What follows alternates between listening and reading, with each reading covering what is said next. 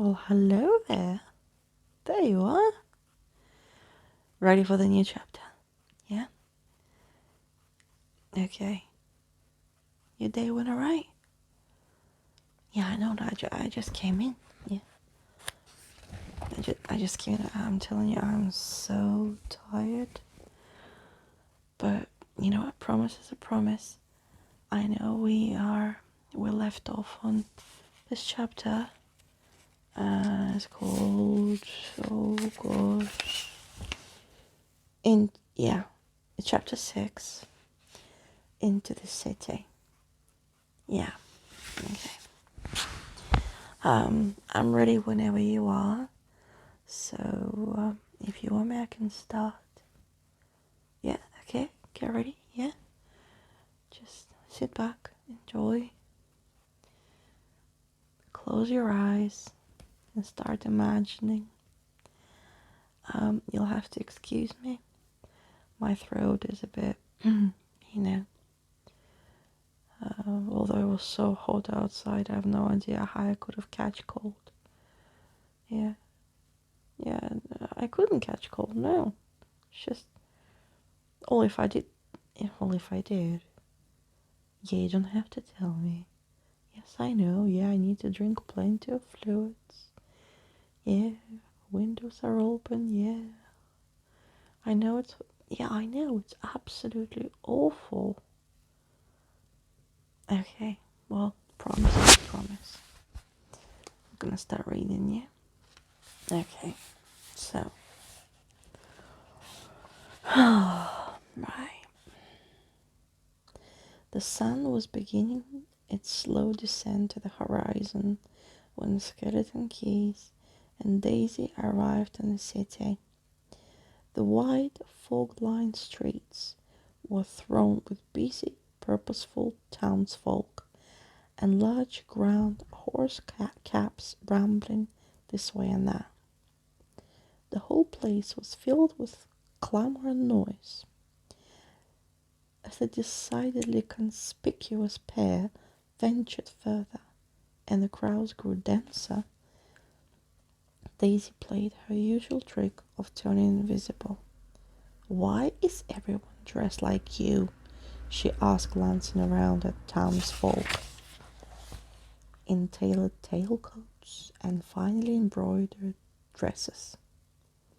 "And why does everyone smell like horse poop and unflushed toilets?"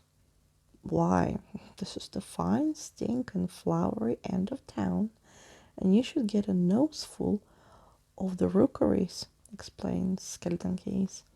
"Those not born into the shine of favor have been driven yonder to a ramshackly maze of narrow alleyways and crumble-down houses, crammed bursting with fellow-me folks born to a life of less." "You sound like you've been here before," Daisy said. "You'd suit a smelly dump like this." "Been before?" Skeleton Keys mused. He suddenly stopped in the middle of the street, as if struck squarely in the face by a distant memory. The skeleton looked back and forward, left to the right. "Crumbkrinkles, it cannot be," he whispered. He suddenly ducked down a side street and hurried up to the door of a rather grand-looking townhouse. "What are you doing, dummy?"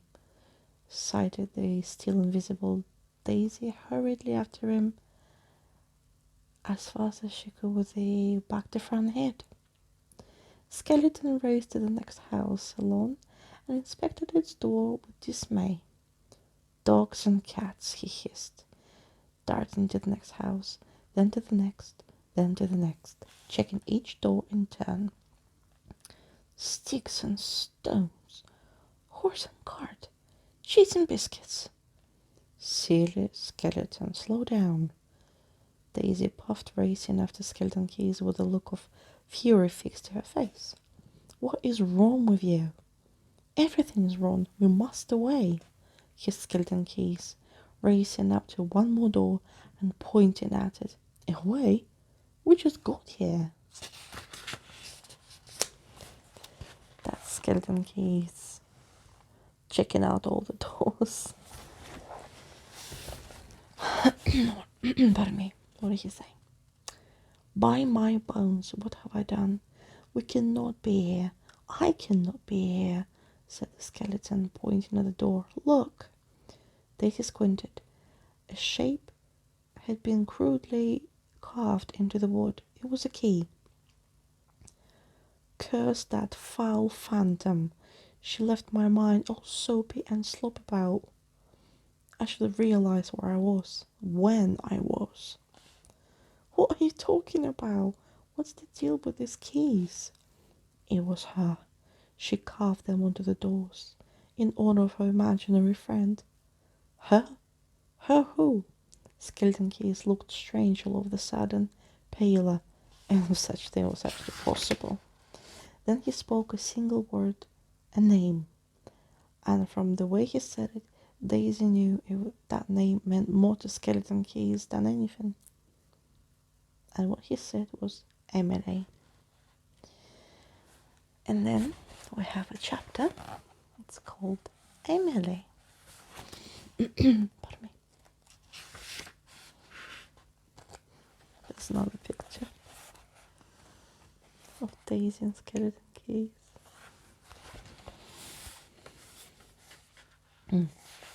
So I believe is what he talks about here is Emily, how he met her. Emily, Skeleton Keys said again, poking his head out from behind of the lamppost. He looked suddenly lost, transported from the present by memories of the past. Who is Emily? Asked Daisy. Keep it short, I get bored easily. Emily was the reason for my being, the reason I exist, the reason for all Mr. Keys. It was Emily who imagined me. Daisy had never heard Skeleton Keys mention anyone from his past before. She suddenly felt oddly flustered. So what? For a time, I was but a figment of her wild imagining, replied Skeleton Keys. Then all of a sudden, she imagined me so wildly and so well that I became as real as heartbeats. Emily made me unimaginary. This story is already going on too long, Daisy groaned. Then what happened? Why, everything happened, declared Skeleton Keys. Emily was everything I had imagined a friend could be. She was flabbergasting, as fine and fantabulent as possible to imagine, and I was precisely what Emily had imagined. A silly skeleton? No, just a skeleton. I had, Skeleton Keys muttered, peering down at his fingers. Keys? Why, I had the most flabbergasting keys, Daisy. Do you not remember? That's exactly what I was trying to tell you all this time, you stupid. 10 remarkable keys, Daisy. How could you have forgotten? Said Skeleton. With them I could open doors to hidden worlds and secret places. Take Emily wherever she wanted. We could go anywhere and beyond. And that is exactly what we did. Every door we opened led to another adventure. 100 wonder-filling worlds that even the wildest imagination could not invent. Emily faced the unknown and the unknowable as if it was her destiny. She met the living, the dead, and everything in between, the imaginary and the imaginary. But it was I who benefited most, for Emily showed me how to be brave and adventuresome, and kind and hopeful, to be human in all its fine fantabulance. She vowed that we would dedicate ourselves to protecting those with wild imaginations, and to keep a watchful eye over the newly imagined. She sounds too goody two-shoes to be true. So many unimaginaries, so many adventures, Skeleton Keys continued. Though I barely noticed, time passed. Years went by, decades disappeared in a blur of adventure. but with so many worlds and wild imaginings. She did not see what was happening right in front of my eye sockets. I did not notice Emily getting old. Before I knew it, her story was nearing its end. I could not imagine spending a single day, a single moment without her. Wherever Emily was going, I wanted to go too. I could not. All that matters now is the future. Never bump into your own past, she said. Emily told me that it was up to me to protect those with wild imaginations, whenever and wherever I was needed. And then she was gone. Old Mr. Keyes was alone. For a long moment there was silence. And, said Daisy impatiently, to be separated from Emily was almost too much to bear. To live those days again, to live even one more day without Emily would be the greatest day of all. Daisy reached her arms behind her back and rubbed her eyes. So let me get this straight. You sent Gold Girl back in time to your own past, back to your own plot line? Why not just send her back to the land of dinosaurs? It was the first time I thought of, admitted Skeleton Keys. When I think of the past, this is the past I think of. I didn't think it was possible, but you're even more bone-headed than you look. Anyway, what has any of this to do with getting us home?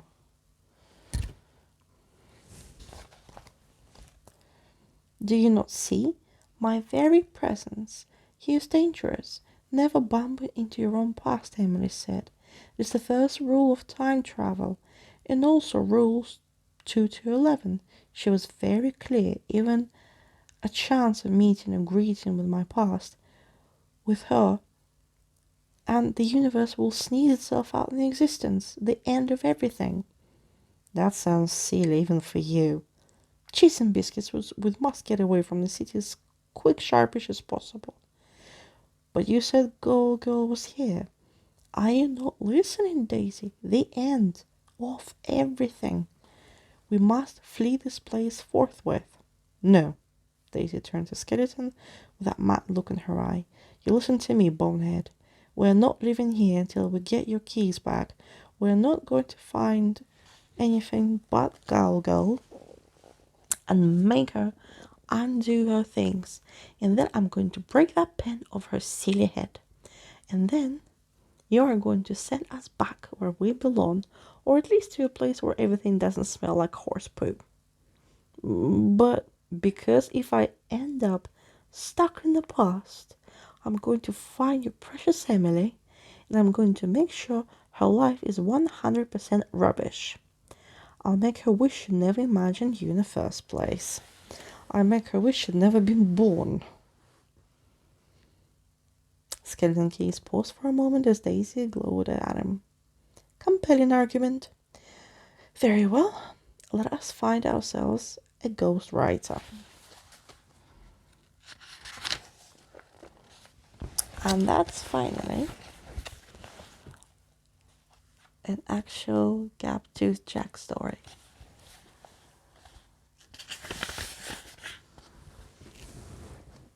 So that's I believe, the scenery, the street where everything happened. There's a crowd, there was a clown.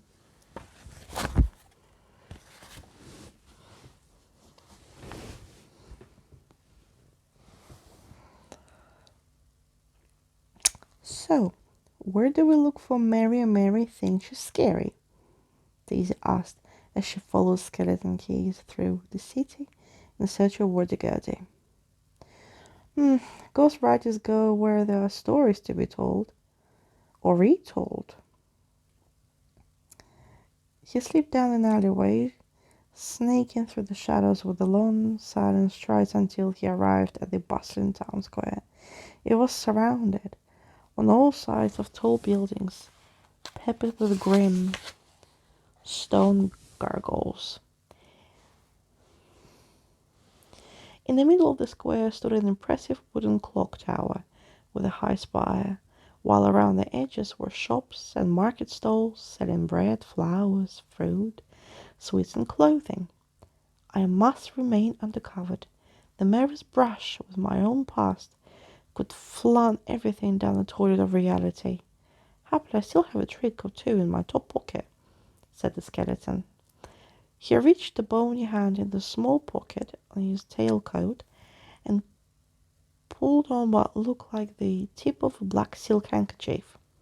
He pulled and pulled until he had drawn out a scarf as long as his arm, and then wrapped it around his head until his skull was all but concealed. "How do I look?" he asked. Only the skeleton's glowering white eyes could be seen beneath the disguise. "No stupider than usual." "Give the square a scout and about Daisy," he said. "Wardigote should be drawn to crowds like flies are drawn to mockery. She will want as many stories as possible upon to which to practice penmanship. I will remain hidden here, lest I bump into you-know-who and everything ends. So I'm left doing your dirty work again? It's not just the horses that stink around here. And please, Daisy, for the sake of the universe itself, try to keep a low profile." With a tut, Daisy left Skeleton Keys to slink deeper into the shadows of the alleyway and made her way to the square. She passed the door of a sweet shop and made a mental note to rob the place before they returned to the present. For now, she turned invisible and clambered up onto a fruit stall to get a better look. Had the fruit seller not been busy arranging her oranges, she might have seen a single apple appear to float in the air of its own accord. "I'm going to stick that ghost pen in her ear and write my name on her brain," Daisy thought, munching the apple to its core in a few angry bites. Ahead of her, a large noisy crowd had gathered in a semicircle beneath the clock tower to watch a street performer. He was a round man, dressed in a blousy white outfit with a frilly collar and oversized buttons. On his head he wore a wig comprising 3 tufts of shaggy hair. His face was covered in white makeup. He delighted the townsfolk with tricks and tomfoolery as they threw coins into a hat lying at his feet. "What a clown!" scoffed Daisy, watching the man kick himself in the backside to wild applause. She peered out at the surrounding buildings, hoping to catch even the faintest ghostly glow. With a "huh?" she narrowed her eyes. High above her, she saw a small, swift figure hurrying aloft the rooftops on one side of the square. The figure suddenly stopped atop a roaring, lion-headed gargoyle and unspooled a length of rope before flinging its looped end into the air.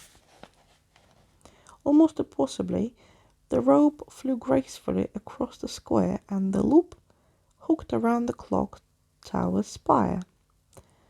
The figure immediately leaped off the roof, swinging unseen above the heads of the townsfolk. Daisy felt her jaw open as she swooping stranger let go of the rope at the last moment and landed stylishly at the clown's feet. "Evening, funny face," cried the stranger, scooping up the clown's money-filled hat.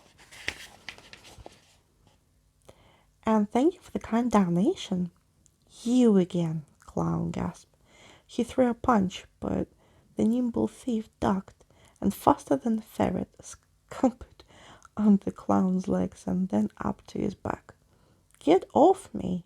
Clown cried, as the thief climbed onto his shoulders and flashed a smile that showed the gap between 2 front teeth should have been. "Why, it's him!" cried someone in the crowd. "It's Gaptooth Jack." "Show's over, folks, and I'll be your encore," laughed the pickpocket, balancing on the clown's shoulders just long enough for Daisy to get a good look from her perch at the back of the crowd. Captain Jack was no older than 10 and possibly filthy. His face was so caked in grime, dirt, and soot as if to make him barely recognizable as human. He was so grabby that a flying beetle buzzed around his head, presumably tempted by the unwashed wafts that the boy gave off.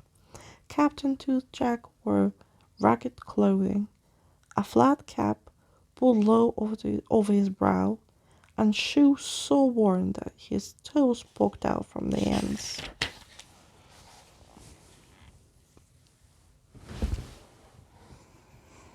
"Off!" I said. The clown roared, thrashing wildly. In the end, all he managed to do was hit himself in the head as Gaptooth Jack vaulted from the clown's shoulders and landed onto the cobbles with a deft roll. "Till next time, funny face!" Jack laughed before vanishing back into the bewildered crowd with the clown's hat full of loot. "My name is not Funny Face," roared the clown. "Pilfering pest, I'll hang you from the lamp-post. I'll drown you in a puddle. I'll bake you in a pie." Daisy hopped down from the fruit stall. From the back of the crowd, she could just make out the boy moving like a gust of wind, under legs and between limbs, swiping yet more cash from pockets as he went. She could not help but be impressed. "Little thief," she noted, as Gaptooth Jack darted out from the crowd, the buzzing beetle hot on his heels. In fact, Daisy was so distracted by the boy, who was now racing towards her, she altogether forgot that she was invisible. A moment later, Gaptooth Jack ran into her and into more trouble than he ever known. Right, I think we are done for tonight. I gave you enough time to relax and fall asleep. Well, at least just relax. So, tomorrow we'll continue. Maybe I'll read you a bit longer. So, come on. Night night.